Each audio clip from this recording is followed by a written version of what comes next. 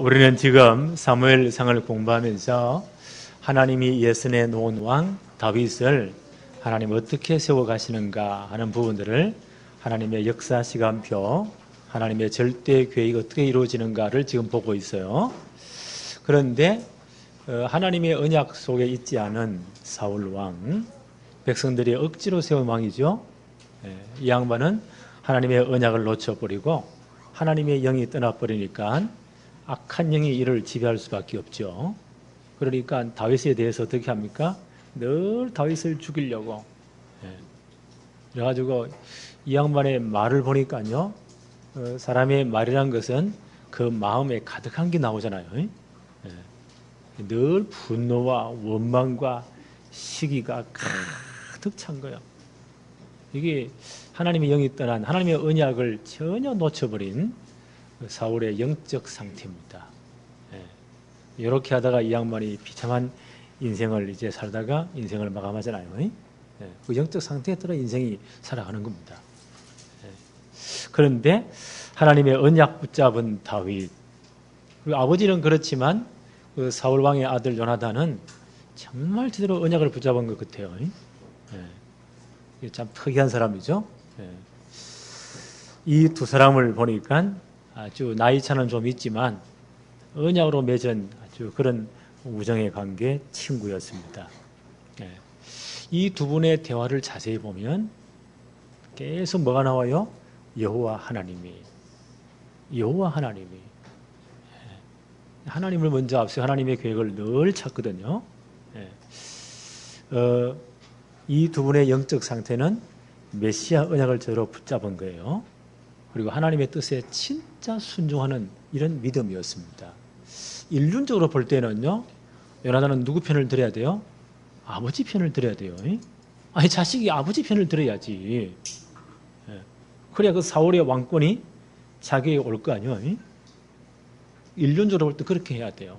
너무 지금 사건이 복잡하기 때문에 하여튼 다윗 왕의 인기가 사울 왕보다 10배가 더 높고, 이러니까요, 사울 왕이 막 이 언약이 놓쳐버리니까 악한 영이 역사하니까 다윗을 죽이려고 몇 번이나 막 창을 던지고 했잖아요. 이런 상황 같으면 둘이서 만나가지고, 야, 아무래도 안 되겠다.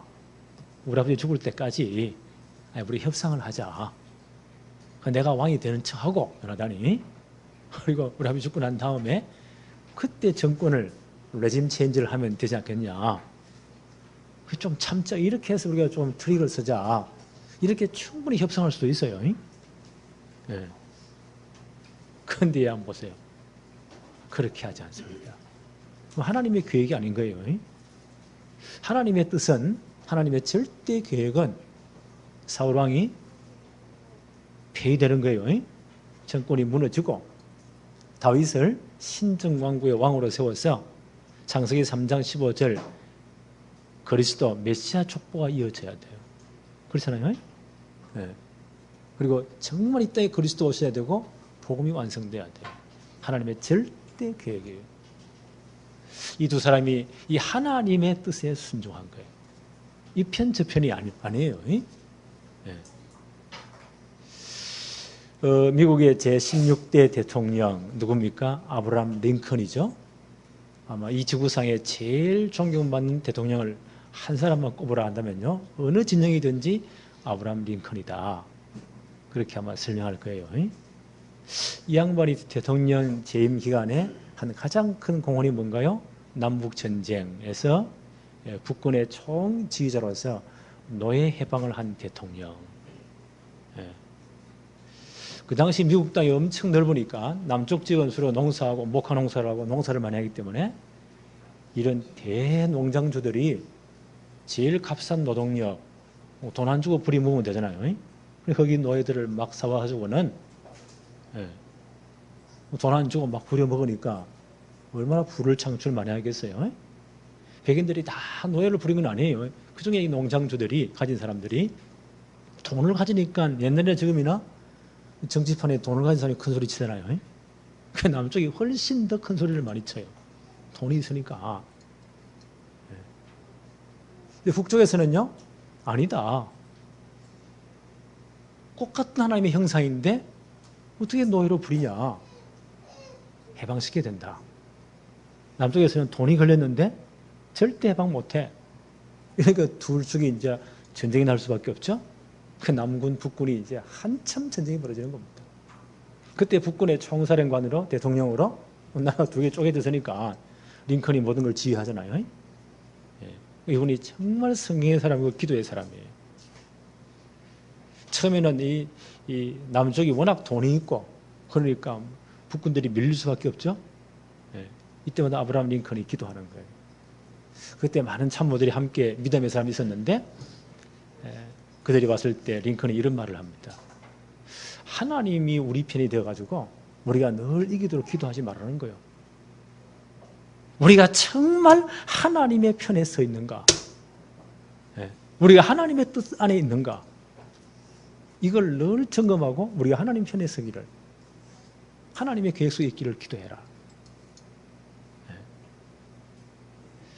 우리는 뭐요? 무조건 내가 잘 되게 해주세요. 그렇죠? 사울의 기도는 뭘까요? 이 왕권이 영원히 우리 자손들에 이어지기를. 여리바차 다윗을 죽이려고 지금 쫓아다니는 거예요. 그 아들 요나단은 누구 편을 들었죠? 다윗 편을 들은 거예요. 다윗도 한번 생각해 보세요. 내가 이렇게 왕에게 미움받으면서 늘 창을 던지고 하니까 얼마나 불안해요. 적당히 타협해서 가면 되는데, 그렇죠? 다윗도 그렇게 하지 않고 요나단도 그렇게 하지 않았어요. 왜요? 하나님의 뜻을 붙잡았기 때문에. 하나님의 계획은 반드시 다윗이 왕이 되는 것이고 그 왕통을 통해서 메시아 족보가 이어지는 거예요. 그렇죠? 하나님의 절대 계획이에요. 링컨이 이제 그 남북 전쟁 때 이 양반이 붙잡은 언약이 뭐죠? 갈라디아서 3장 28절. 너희는 유대인이나 헬라인이나 종이나 자유인이나 남자나 여자나 그리스도 예수 안에서 하나이니라. 똑같은 하나님의 형상을 받은 인격이란 말이에요. 요원자 붙잡고 링컨은 어느 편에 섰어요? 하나님 편에 선 겁니다. 하나님의 뜻 안에 크게 복종한 거예요. 하나님은 누구 편을 들어줬죠? 링컨의 편을 들어주었어요.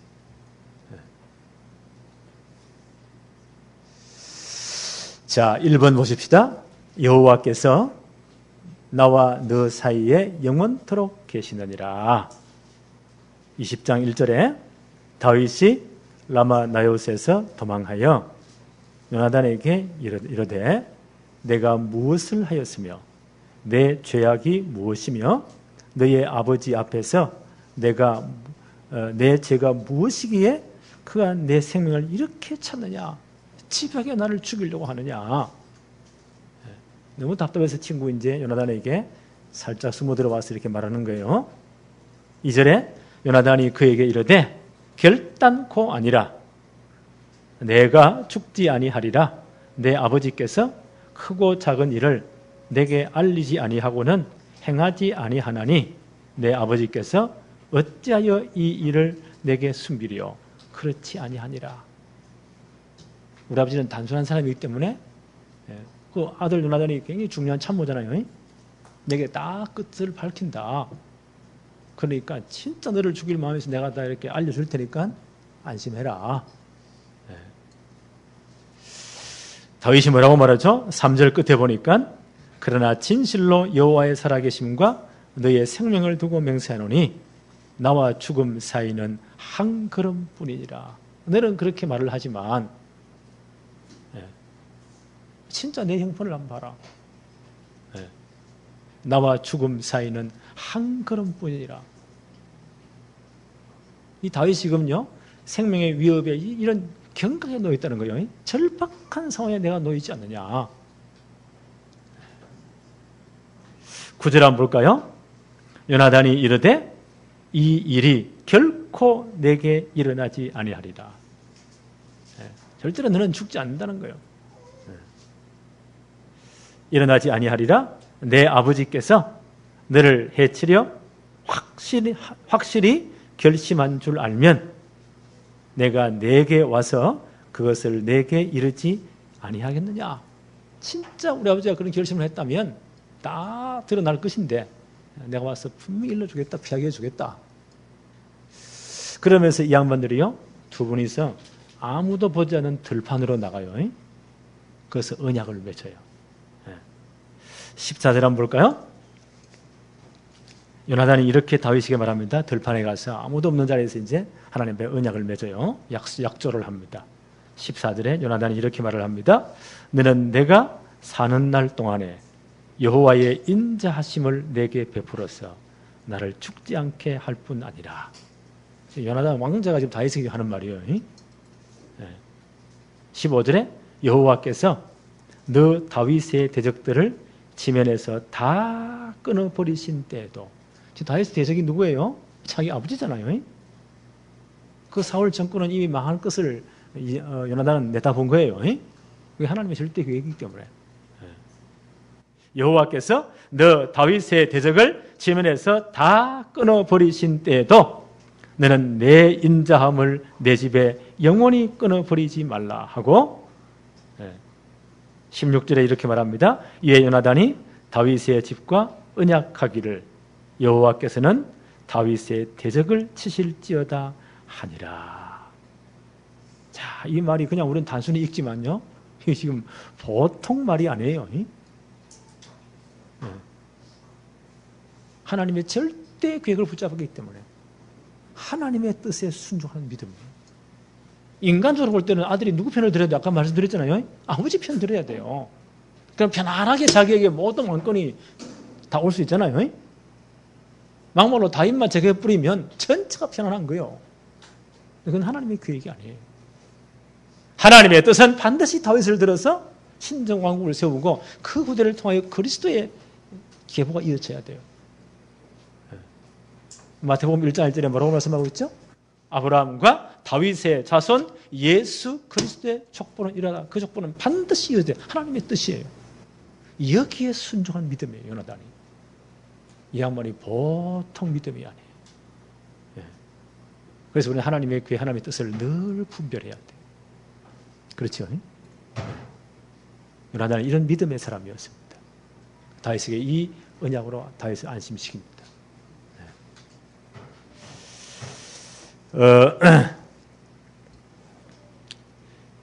계속 읽어볼까요? 18절에 요나단이 다윗에게 이르되 내 일은 초하루인즉 내 자리가 비무로 내가 없음을 자세히 물을 것이다. 이제 약조를 하는 거예요. 아마 그 당시 요 사울 나라 안에 매달마다 초하루가 되면 나라의 중요한 참모들이 다 모이는가 봐요.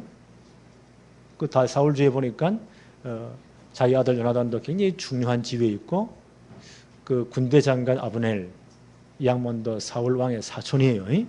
군 전체 이 통수권자고 다윗도 굉장한 지위에 있는 분이에요. 그러니까 이런 중요한 이제 참모들이 초하루마다 어떻게 해요? 식사를 같이 해요. 한 3일 정도 하면서 모든 이제 국가의 중요한 회의를 하겠죠. 그때에 참석해야 돼요. 이게 뭐 얼마 안 남았단 말이에요. 그때 다윗이 가면 사울이 죽을 수도 있잖아요.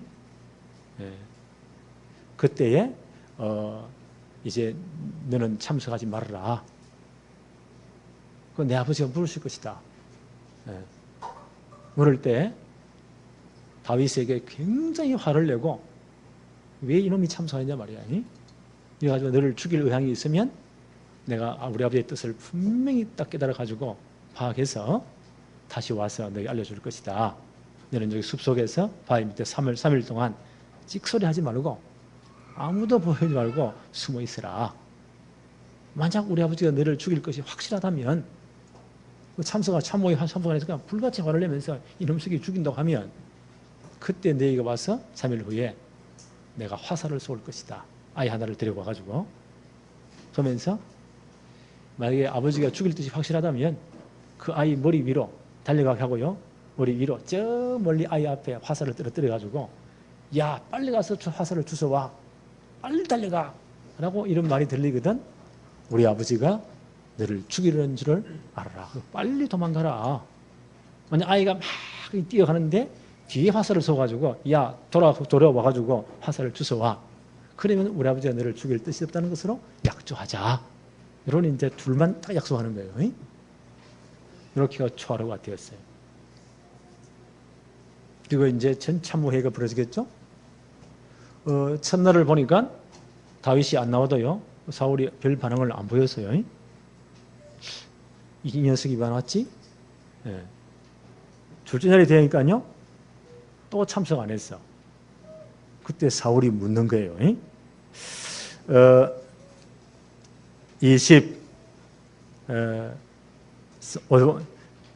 25절 한번 볼까요?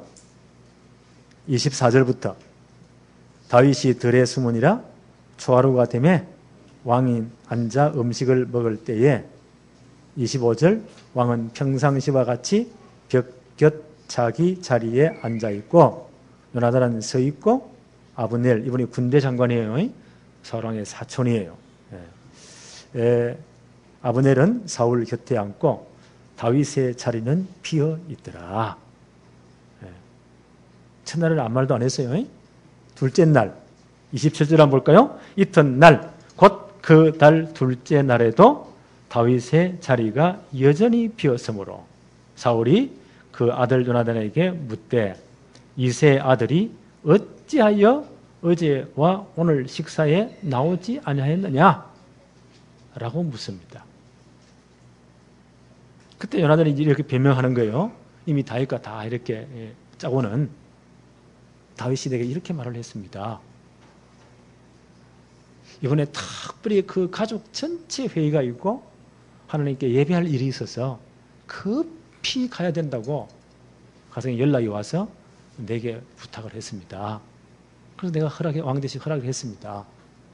그래서 아마 가정의 그 중요한 일 때문에 베들레헴에 내려갔습니다. 그래서 참석을 못했습니다. 이 말을 듣자마자요. 사울왕이 불같이 화를 내는 거예요. 아이들 말로 막 이 머리 뚜껑이 열려버린 거예요. 약한 영의 역사 아니까. 30절 한번 볼까요? 사울이 요나단에게 화를 내며 그에게 이르되 패역 무도한 계집의 소생아 내가 이새의 아들을 택한 것이 내 수치와 내 의미의 벌거벗은 수치됨을 내가 어찌 알지 못하랴. 이건 최고의 욕이에요. 이 패역무도한 계집의 소생아, 이 매춘부와 같은 창내에서 난 자식 같은 놈아, 이런 못할 소리예요. 아버지로서. 그 어머니까지 사잡아가지고 최고의 수치스러운 욕을 하는 거예요.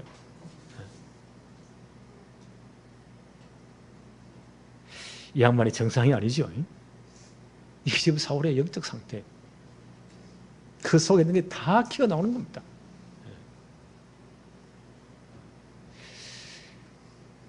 이러니까 요나단이 뭐라고 말하죠? 32절에 요나단이 그의 아버지 사울에게 대답하여 이르되 그가 죽을 일이 무엇이니까? 무엇을 행하였나이까? 다윗의 아들이 진짜 나라가 위기 때 목숨 걸어서 나라를 구원했잖아요. 그러니까 자기들 인기가 올라갈 수밖에 없지. 그밖에 없는데 그가 죽을 일이 뭡니까? 그의 죄악이 도대체 무엇입니까? 이 말해 보세요. 사울왕이 얼마나 분노가 났던지. 이 제정신이 아니죠. 이때 막 한 행위 역사한 것 같아요. 이 양반이 완전 미쳐버린 것 같아요. 33절에 사울이 요나단에게 단창을 던져 죽이려 한지라. 이 자기도 모르게 이런 행동이 나오는 거예요. 완전 막 미쳐버리니까. 이런 아들에게 단창을 던지는 겁니다. 죽으라고.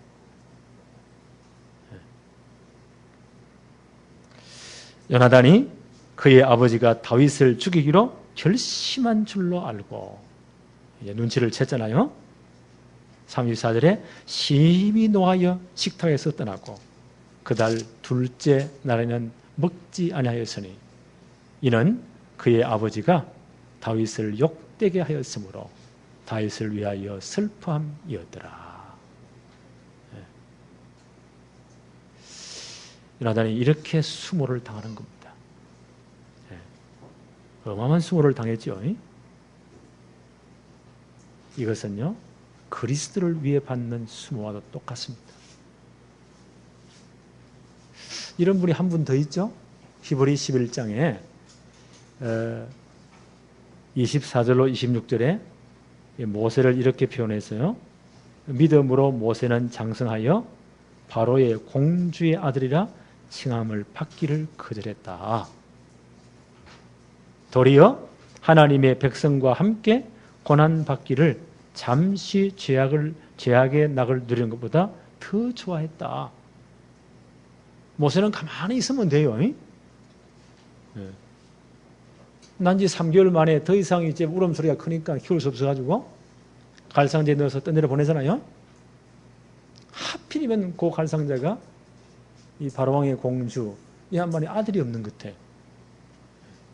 발견됐잖아요. 건져서는 히브리인 줄 알면서도 하나님 특별히 역사하신 것 같아요. 자기 양자로 삼기로 결심하고. 그때 이제 모세의 누나 미리암이 왔다가 살짝 말을 하지요. 유모가 필요합니까? 얼마나 급하겠어요. 빨리 데려오라. 누구를 데려옵니까? 친어머니를 데려가잖아요. 그래서 아마 가장 완전한 왕궁에서 모세가 그 어머니 품에 자라게 됩니다. 학자들은 말해 한 3년 정도라고 합니다. 고대인들은 오랫동안 저절먹이거든요. 아마 뱃속에서 10달, 엄마 품에 3년, 모세 어머니 요게벳이 얼마나 양육을 제대로 했겠어요. 24시간 안고 기도했겠죠. 이때 모세의 전 인생이 결정되죠. 그래서 저는 가만히 성경을 공부하면서 이런 여러 가지 이론들을 좀 보니까 엄마 뱃속 10달, 태어나서 3년, 4년이 가장 중요하다. 이때 모든 인생의 모든 기초가 다 결정된다. 저는 그렇게 생각합니다. 그리고 이제 이 모세가 애굽의 왕궁에 자랐는데 최고의 교육을 받죠. 바로 공주의 아들이 양자지만 가만히 있으면요 왕이 될 그럴 가능성도 있어요. 그런데 40에 자기 정체성을 발견하잖아요. 그리고 그 모든 특권을 포기해 버립니다. 성경은 말하기를 도리어 하나님의 백성과 함께 고난 받기를 잠시 죄악의 낙을 누리는 것보다 더 좋아하고, 그리고 성경은 이렇게 해석을 해요. 히브리 11장 26절에 그리스도를 위하여 받는 수모를 애굽의 모든 보화보다 더 큰 재물로 여겼다. 이 모든 모세가 받는 고난을요, 그리스도를 위한 수모였다. 그리스도를 위한 고난이었다. 라고 해석을 합니다.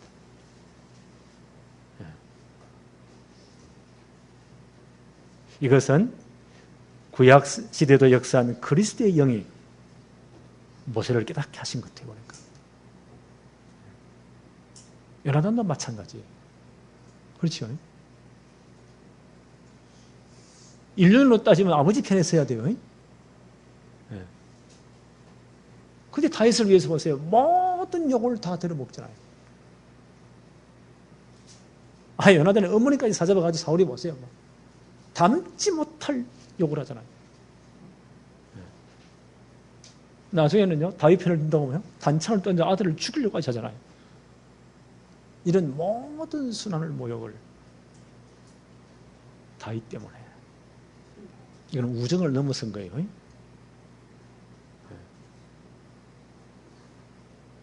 히브리서의 이 표현에 따르자면, 히브리 11장 24절 26절의 표현에 따르자면 요나단도 그리스도를 위한 고난에, 그리스도를 위해 받는 수모에 참여한 것입니다. 성경은 그렇게 해석을 해요. 왜요? 요나단이 진짜 언약 붙잡은 믿음의 사람이기 때문에 여기에 생을 걸고 헌신하는 겁니다. 20장 35절부터 38절에 이제 요나단이 깨달았잖아요. 아버지의 마음이 확정되었구나. 다윗을 진짜 죽이려고 하는구나. 3일째 되는 날요, 아이 하나를, 부관 한 명을 데리고, 비서 하나를 데리고 다윗과 약조한 그 들로 가는 거예요. 이 아이는 아무것도 모르잖아요. 아무도 몰라요. 그 아이를 달리게 해놓고 뒤에 화살을 쏩니다. 아이보다 저 멀리 앞으로 쏩니다. 이놈이 막 달려갈 때 뒤에서 고함을 지릅니다. 화살이 너 저 앞에 있지 않냐? 빨리 달려가서 주워오너라. 그 소리를 지금 누가 숨어서 누가 듣고 있죠? 다윗이 듣고 있잖아요. 사울 왕이 나를 진짜 죽이려고 하는구나. 라고 이제 어중이 다 파악됐어요. 그 요나단이 이제 이 아이에게 자기 무장을 다 줘서 왕궁으로 돌려보냅니다. 아무도 모르잖아요. 그리고 다윗이 이제 그 들판에서 두 분만 남았어요. 다윗 자기 모습을 요나단에게 나타내 보입니다. 성경 한번 볼까요? 41절. 아이가 가매 다윗이 곧 바위 남쪽에서 일어나서 땅에 엎드려 3번 절한 후에 서로 입맞추고 같이 울 때 다윗이 더욱 심하더라. 자, 이걸 영화로 한번 만들어 보세요. 진짜 눈물 나는 장면이죠.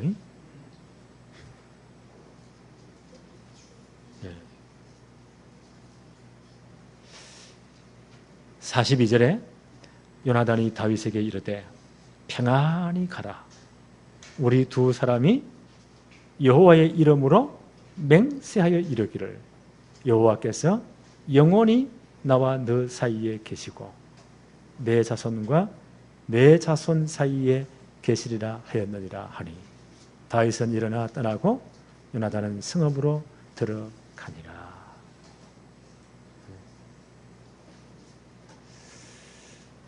이 두 분을 잘 보세요. 하나님의 뜻에 순복한 믿음입니다. 그렇죠? 진짜 하나님의 뜻을 이렇게 갖고 여기에 순종했어요. 요나단은 다윗을 이스라엘의 예선된 왕으로 진짜 인정한 거예요. 그렇죠? 그렇다면 요나단은요, 다윗을 그리스도를 예표하는 인물로 인정하는 거예요. 그리고 정말 다윗을 위한 이 헌신은, 이 모든 수고는, 그가 당한 수모는 그리스도와 복음을 위한 헌신이고 수모였습니다. 그래서 요나단의 믿음이 귀한 거예요. 성경은 이 부분을 자세히 기록하고 있잖아요. 예수님이 이런 말씀하십니다. 제자들을 현장, 전도 현장에 보내면서 마태복음 10장 40절로 42절에 너희를 영접하는 자는 나를 영접하는 것이다. 나를 영접하는 자는 나 보내신 이를 영접하는 것이다. 그래서 이렇게 말씀하세요.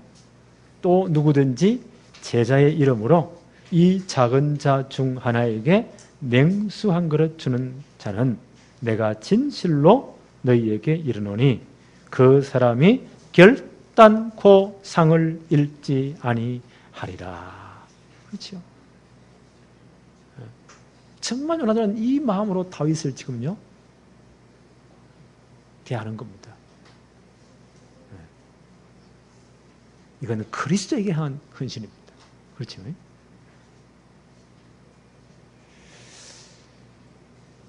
로마서 16장 3절 4절에 바울은 브리스길라 아굴라 부부를 진짜 복음을 위해 헌신한 이분을 이렇게 소개해요.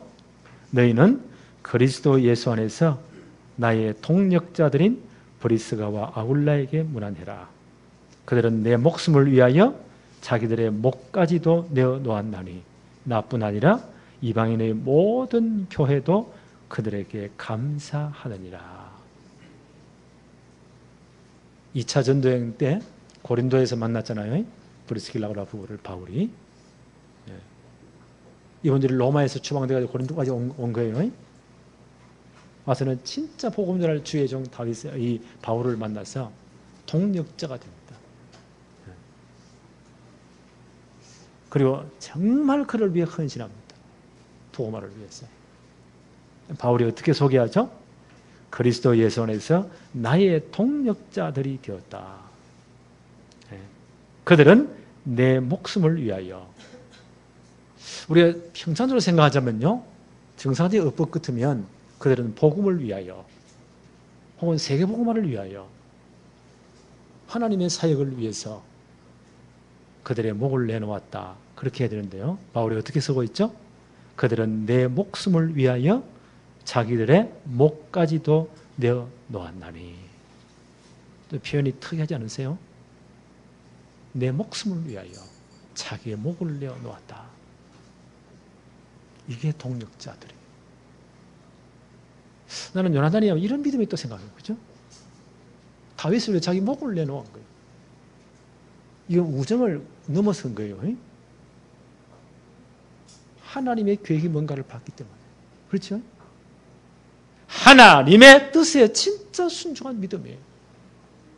목을 내놓은 거예요. 하나님의 절대 계획은 다윗이 신정왕국의 왕이 되어야 돼요. 그렇잖아요? 그를 통해 성전이 건축돼야 돼요. 그리고 그 족보를 통해서 그리스도 오셔야 돼요. 성전의 주인공 그리스도 오셔야 돼요. 그리고 하나님의 구원사의 복음이 완성돼야 돼요. 이 복음은 땅끝까지 모든 족속에게 증거되고야 말 겁니다. 그리고 이 땅은요, 마지막에 와요. 하나님의 절대 계획입니다. 이걸 제대로 보고요, 요나단은 다윗을 위해서 목을 내놓은 겁니다. 이게 언약 붙잡은 믿음이에요. 우리 교단 다락방에는 뭐 이런 굉장히 막 센 말이 많죠. 그 중에 하나가 막 목을 다 내놓고 목숨을 다하여. 어디에 목을 내놓습니까? 진짜 언약 붙잡았습니까? 세계복음 하나님 계획이 진짜 맞습니까?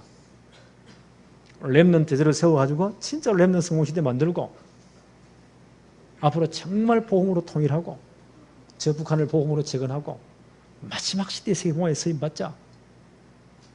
나는 이게 하나님의 절대 계획이라고 생각합니다. 이를 위해 우리는 어떻게 해야 돼요? 진짜 이 언약을 붙잡았다면요, 요나단은 이 언약 붙잡고 목을 내놓았습니다. 이런 성도들이 정말 우리 교회에 꽉 차기를 바랍니다. 렘넌트 이런 신앙이 딱 돼야 돼요. 세상이 감당할 수가 없습니다. 이 축복이 우리의 축복이 되어지기를 바랍니다. 하나님 아버지 감사합니다. 오늘도 최고의 날을 허락하시며 예배의 축복을 누리게 하시고 언약 붙잡은 믿음이 어떤 믿음인지 오늘 요나단과 다윗을 통해서 확인할 수 있도록 축복하심을 감사합니다. 우리 모두가 로마서 16장의 일꾼들 같이 또 브리스길라 아굴라 부부와 같이 정말 세계복음화를 위하여 렘넌트 성공시대를 위해서 목을 내어놓고 헌신하는 축복의 사람들이 되게 하여 주옵소서. 예수님의 이름으로 기도합니다. 아멘.